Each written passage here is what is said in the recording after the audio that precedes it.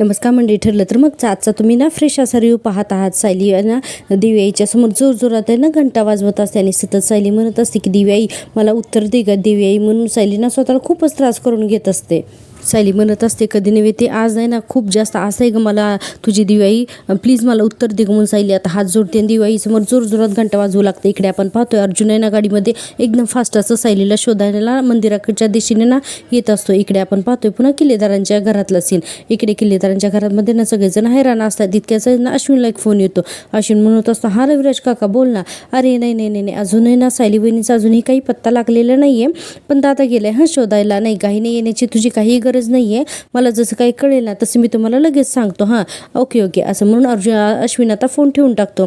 आता बघा अश्विनने फोन ठेवल्यानंतर सायली आपण पाहतो इकडे पुन्हा जोरजोरात ना घंटा वाजवत असते आणि सायली आज दिव्यासमोर इतकं आकांत करत असते ना की तिला तिच्या आई वडिला ना कुठल्याही परिस्थितीमध्ये हवेच असतात. त्यामुळे ना ती दिव्याईला खूपच प्रार्थना करते.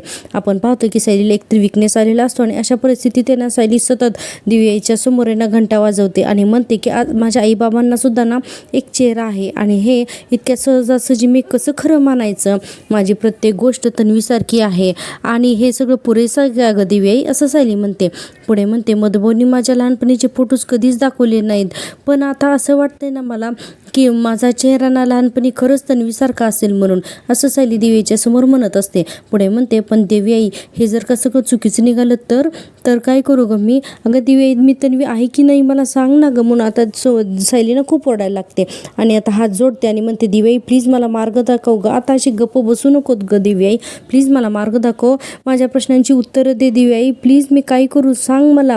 असं सायली ना खूपच आकांताने ओरडत असते आणि पुन्हा आता दिव्याईच्या आईच्या समोर ना घंटा वाजवायला लागते. इकडे आपण पाहतोय अर्जुन ना अजूनही खूप स्पीडमध्ये ना दिव्याईच्या मंदिराजवळ येत असतो. इकडे आपण पाहतोय पुन्हा किल्लेदारांच्या घरी अश्विनला पुन्हा फोन येतो. अश्विन म्हणतो आता ना डॅड चाकवलाय. हा डॅड बोला ना म्हणून फोन घेतो आणि म्हणतो की नाही दादा गेलाय वहिनीला शोधायला.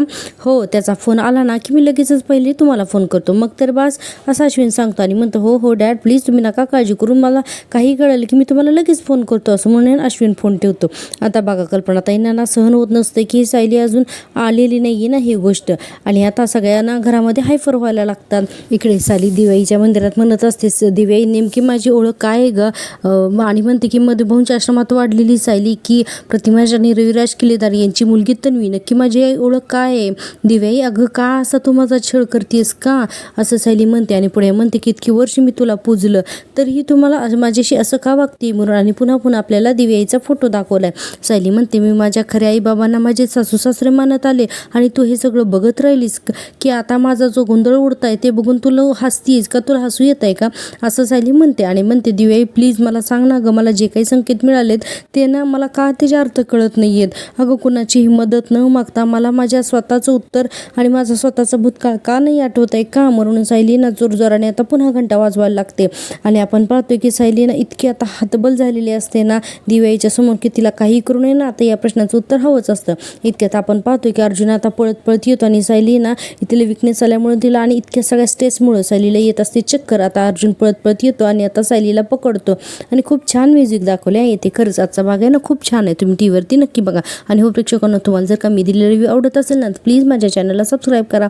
चॅनल मॉनिटाईज होण्यासाठी तुमच्या सपोर्टची खूप गरज आहे, त्यामुळे प्लीज चॅनलला सबस्क्राईब करा आणि हो व्हिडिओला सुद्धा नक्की लाईक करा. अर्जुन म्हणतो काय झालं तू रडतीयस का म्हणून. सायली म्हणते मला माझी ओळख हवी आहे. अर्जुनला काहीच कळत नाही. सायली म्हणते हे बघा मला काही करू नये ना, मला माझी ओळख मिळतच नाहीये, कुणी देईल का मला माझी ओळख. अर्जुन म्हणतो शांत हो शांत हो, अगोदर आहे ना तू शांत हो आणि मला नीट सांग की काय झालंय म्हणून. सायली म्हणते अहो मला ना बरेच दिवस झालं तुम्हाला काहीतरी सांगायचं आहे, पण कळतच नव्हतं की तुम्हाला मी हे सगळं कसं सांगू म्हणून. आणि मुळात आहे ना मुळात मला ज्या गोष्टी माहितीच नाही आहे त्यात तर मी तुम्हाला काय सांगणार होते, मला खरंच कळत नाही आहे आणि त्यामध्येच ना तुम्ही माझ्यावरती चिडाल अशी मला भीती वाटत होती असं सायली सांगायला लागते आणि सायली रडत असते. अर्जुन म्हणतो बरं बरं ठीक आहे मी नाही चिडणार तुझ्यावरती, आय प्रॉमिस, तू सांग बरं मला, मी नाही तुझ्यावर चिडणार. सायली सांगायला लागते त्या दिवशी पूर्णाजीने मला तन्वी अशी हाक मारली ना त्या दिवसापासून ना मला स्वतःला असं वाटायला लागलेलं आहे की मीच तर खरी तन्वी आहे म्हणून. आणि आतापर्यंतची अनेक आठवणी आठवून येण्यास सायली अर्जुनला सगळं काही सांगायला लागते की तीच तन्वी आहे अशी शंका तिच्या मनात काय येते म्हणून.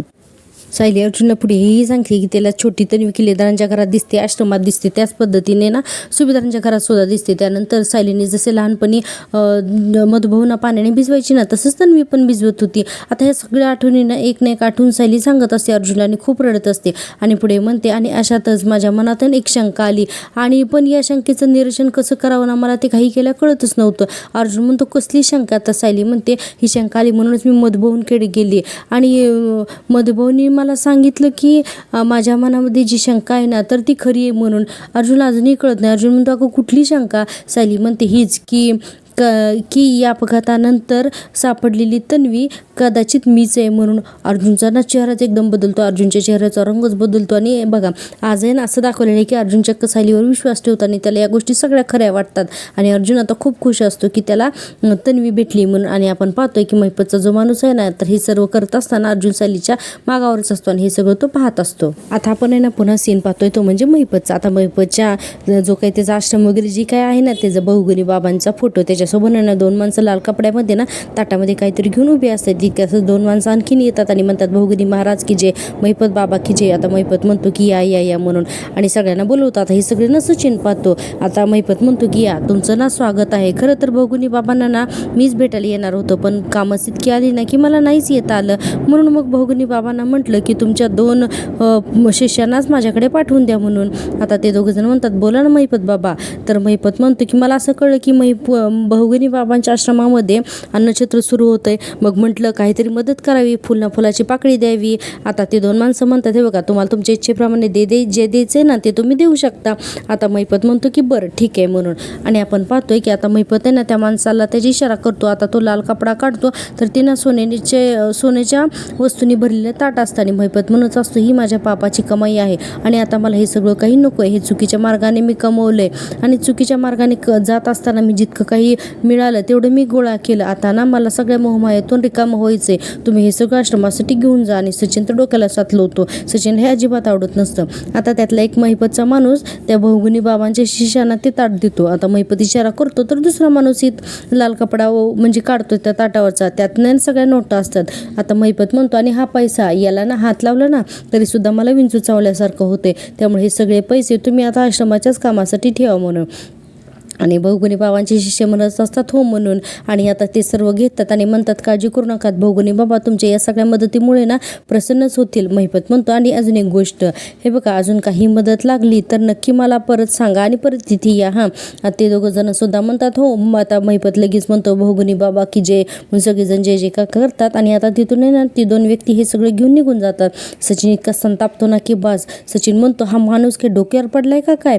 अरे ही सगळी संपत्ती त्या कुठल्या तरी बाबाच्या पायावर ओतायची याला काय गरज आहे, असं सचिन चिडून म्हणत असतो. आणि पुढे म्हणतो, हे जर का असं चालू राहिलं ना तर अण्णा स्वतः तर दिवाळखोर होतीलच, पण आहे ना मला माझ्या हातात सुद्धा ना एक दमडी येणार नाही, असं सचिन म्हणत असतो. आणि आता सचिन रागतो म्हणजे सायली आणि अर्जुनचा. आता सायली अर्जुन दोघंही इमोशनल झालेले असतात. आणि आता यावेळेस काय होतं ना की अर्जुनला आठवायला लागते छोटी तन्वी. आता छोटी तन्वी आणि अर्जुन दोघेजण सुद्धा एकत्र येतात. आणि आता अर्जुन म्हणत असतो की हाय तन्वी, आणि छोटी तन्वी म्हणते हॅपी बर्थडे अर्जुन. आणि त्या अर्जुन थँक्यू तन्वी म्हणतो. आणि हे जे लहानपणीचे क्यूट मुवमेंट आहेत ना तर ते अर्जुनला आठवायला लागतात. त्यानंतर छोटी तन्वी रडत असते की तुझ्या गळ्यात लॉकेट आणि माझ्या नाही तर मला हे हवंय, मला आवडलंय. आणि छोट्या अर्जुनने छोट्याशा तन्वीच्या गळ्यामध्ये ते लॉकेट सुद्धा घातलेलं असतं. आता हा सगळा सीन आहे ना अर्जुनला आठवायला लागतो.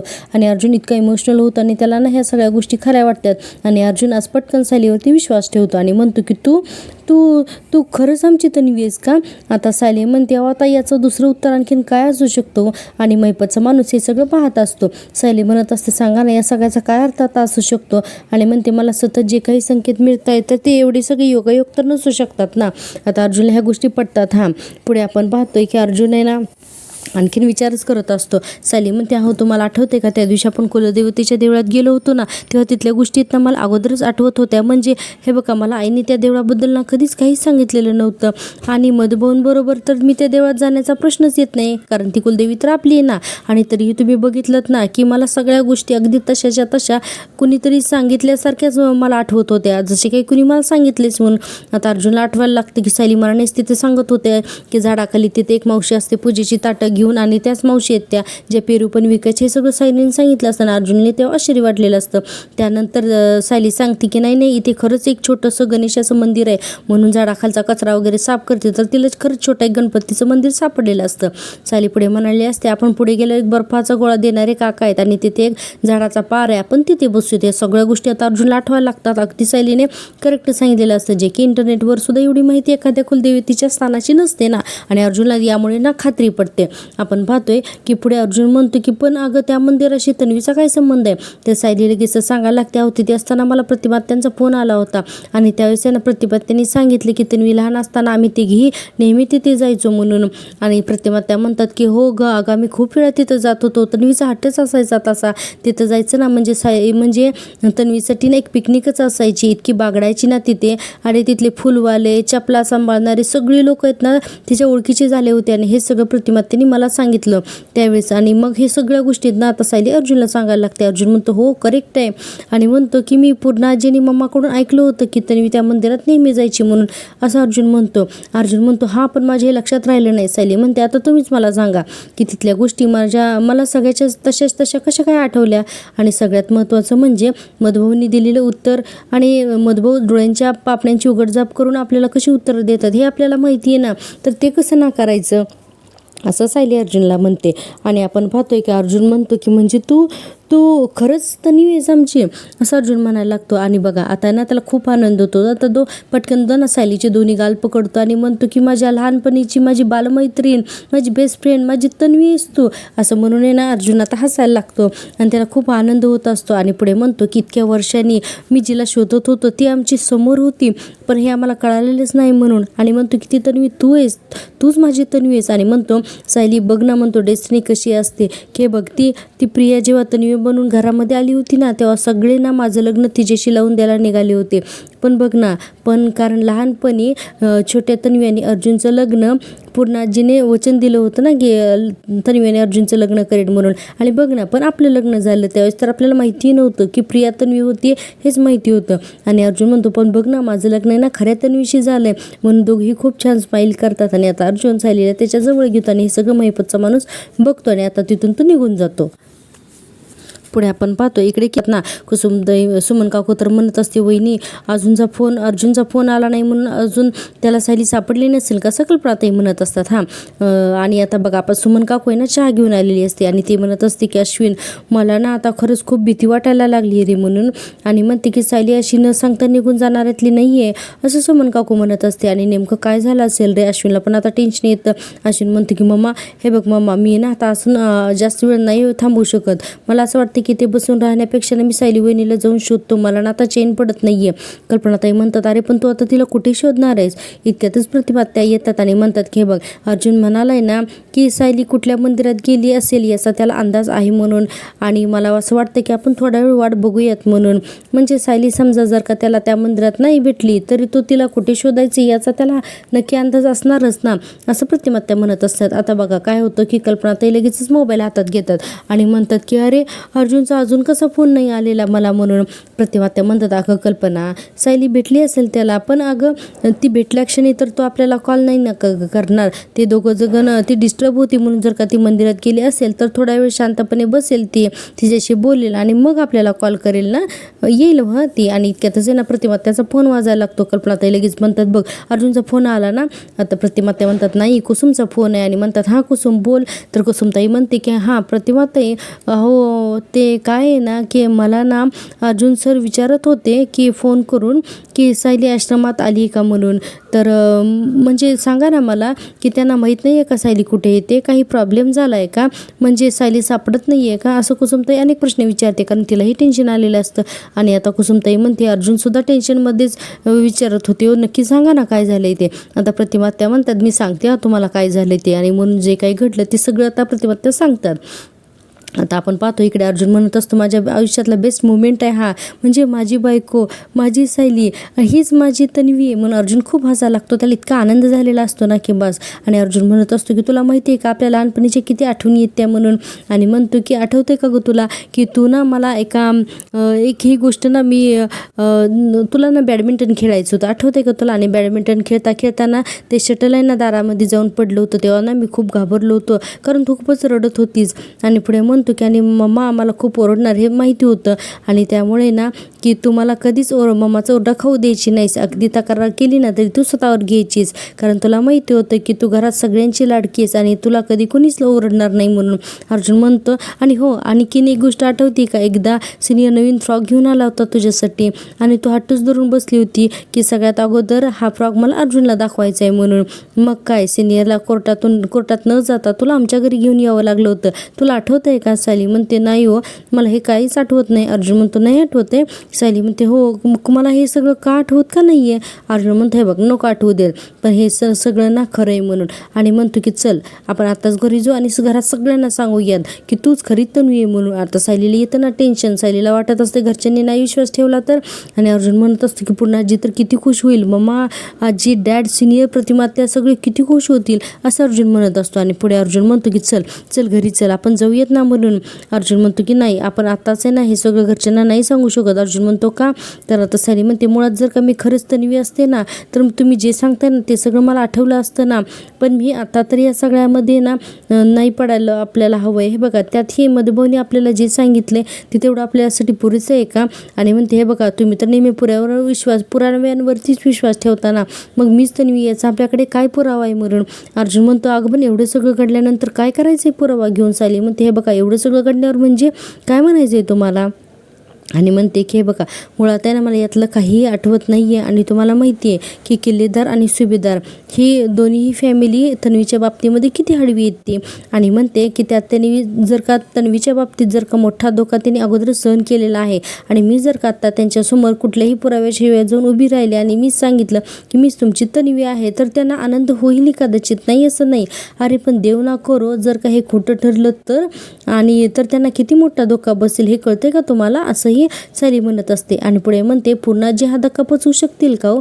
अहो आई बाबा तर पूर्ण खचून जातील, आणि रविराज काका आणि प्रतिमा त्या अहो या दोघांच्या पाहुण्यांशी जो खेळ होईल ना याची तर मला कल्पनाही करवत नाही. आणि म्हणते की अहो आपण थोडा धीर धरूयात का. आणि म्हणते की हे बघा मी फक्त तन्वी आहे हे सांगून चालणार नाही आपल्याला, तर आपल्याला ना सगळ्यांच्या समोर हे सगळं सिद्ध करावं लागेल. अर्जुन म्हणतो खरं तर आता ना मला कुठल्याही पुराव्यांची गरजच नाही आहे म्हणून. आणि पुढे म्हणतो कारण मला माहिती आहे की तुझं मन जेव्हा काही सांगतं ना तर ते नेहमी खरं असतं. आता अर्जुनचा हा विश्वास एक नवरा म्हणून असतो. हां पुढे अर्जुन म्हणतो तुला आठवतं का मी सदानी महिन्याला जेव्हा आपल्या घरी घेऊन आलो होतो ना तुझे आई बाबा म्हणून, त्यावेळेस आहे ना तुझं मन तुला सांगत होतं की तू तुझे आई बाबा नाही आहेत म्हणून, आणि तेच खरं ठरलं. आणि यावेळी तर आपल्या दोघांची ही फिलिंग सेम आहेत असं अर्जुन म्हणतो. आणि पुढे म्हणतो आयुष्यात पहिल्यांदा मला ना पुराव्यांची गरज नाही आहे म्हणून. आणि म्हणतो की आणि माझा विश्वास आहे की तूच खरी तन्वी आहेस म्हणून. आता सायलीला खूप रडू पण येत असतं आणि हसायला पण येत असतं, तिला खूप आनंदही झालेला असतो, पण पुराव्याभावी कोणालाही सांगता येत नसतं म्हणून सायली खूप इमोशनल झालेली असते.